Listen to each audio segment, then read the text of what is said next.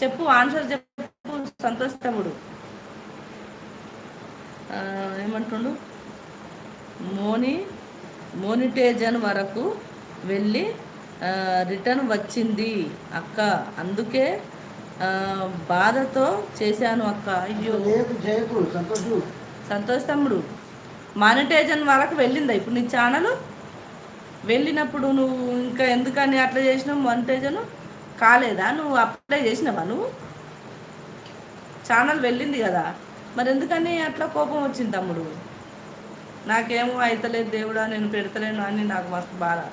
నువ్వు దగ్గరికి పోయినాక ఎందుకని డీలీట్ చేసుకున్నావు తమ్ముడు? అబ్బా ఎందుకని తమ్ముడు అసలు? మానిటైజన్ వరకు వెళ్ళి రిటర్న్ వచ్చింది అక్క, అందుకే బాధలో. అంటే రిటర్న్ వచ్చిందంటే వాళ్ళే మానిటైజన్ కానియలేదా? నాకు తెలియదు తమ్ముడు ఇట్లా.